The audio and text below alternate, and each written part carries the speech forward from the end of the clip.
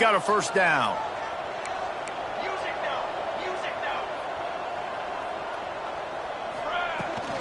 Power football with the run. Got the first down and more. All down, but he has enough to move the chains.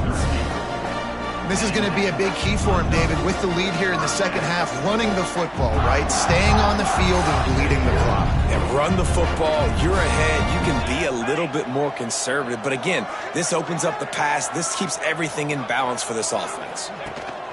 Leaves it with the back. This junior making his presence felt and making the stop after a short gain. Man, it's really hard to control the running game if you don't control the line of scrimmage. And how about the defensive line doing a great job attacking those guys up front, not open up lanes to run through. Nice job just nullifying that run altogether. Turning it on! And this defense is a half a beat behind. They just can't quite keep up. They've got it down to the 21. Man, what a weapon in this offense. To have a tight end that you can throw the football to, not just over the middle, not just to move the sticks, but a guy like this that can absolutely blaze, like a Warren, like a Bowers we've seen over the years, that can make huge plays down the field after the catch. They make the tackle, but he's got a fresh set of downs, and it's first and goal from the 7.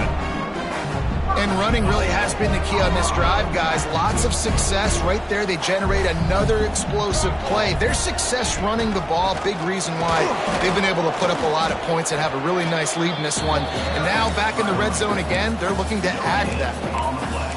That back had absolutely nowhere to run the football. Actually, is he counting? I think he's counting to make sure there's only 11 guys on defense.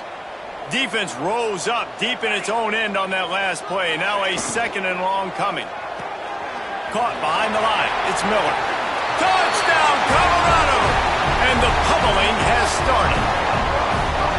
And how about this offense? Another scoring drive. Great job. They seem to be in a much better rhythm than they were a week ago. They're 0-1, lost week 1. They could have got down on themselves. I like the way they bounced back. Now they're going to be 1-1 with this performance. And for a quick update, let's go to Kevin Connors in the studio. All right, guys, a little update on what else is happening in college football this weekend. Auburn is ahead early in Jordan-Hare, but that's not exactly Bo Jackson out there running the ball. This game is a long way from being over. They are up by 7 over Baylor. We'll circle back. If anything big happens, you should know about it. Oh, and how about that? I know Kevin and those guys will be keeping an eye on it for us.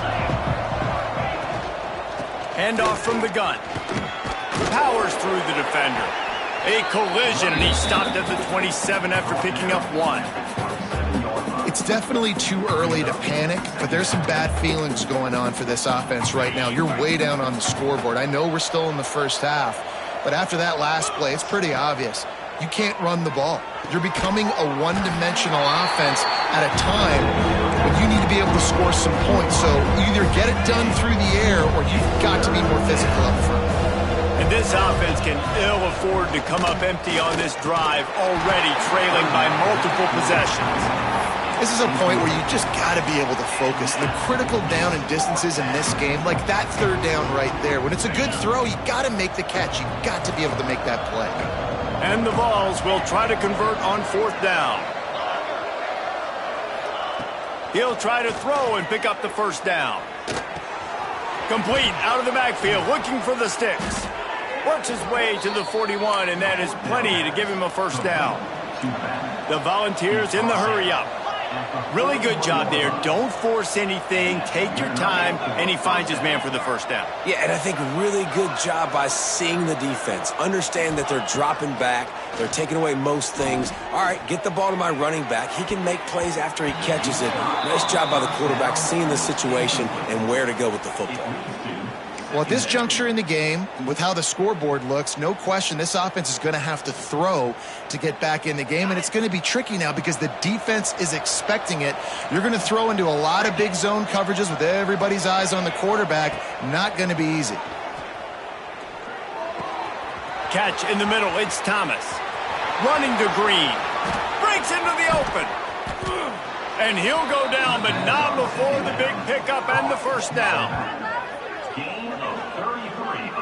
And one of the things I love about this running back is his versatility. He's not just good running the football, but he can catch it as well, and he can make things happen with the ball in his hands. Nice job by the quarterback, getting through the progression, getting it out to his guy, and he does the rest, and that generates a huge play. And that can be frustrating to watch running backs not make plays like a receiver, but they're not a receiver. And a lot of times when they have guys around them, the focus that receivers have it doesn't exist in them. And you can tell just dropped the football, lost a little bit of focus, but I think those footsteps were close enough where he hurt him. Well, nice job by the defense here in back-to-back plays. 2 straight incompletions, you've given up some yards, and the opponent's in field goal range. This is a place a lot of D coordinators like to send the blitz, because if you sack the quarterback and create a negative play, you knock them out of field goal range. And that's incomplete. A defender all over him. Knocked the ball to the ground. 4th down coming up. We know about this running back's versatility. He's made some plays in this game so far, catching the ball. That time, though, he had no shot. Defender bearing down on him. They're able to get the hit and make sure it falls incomplete. Drop the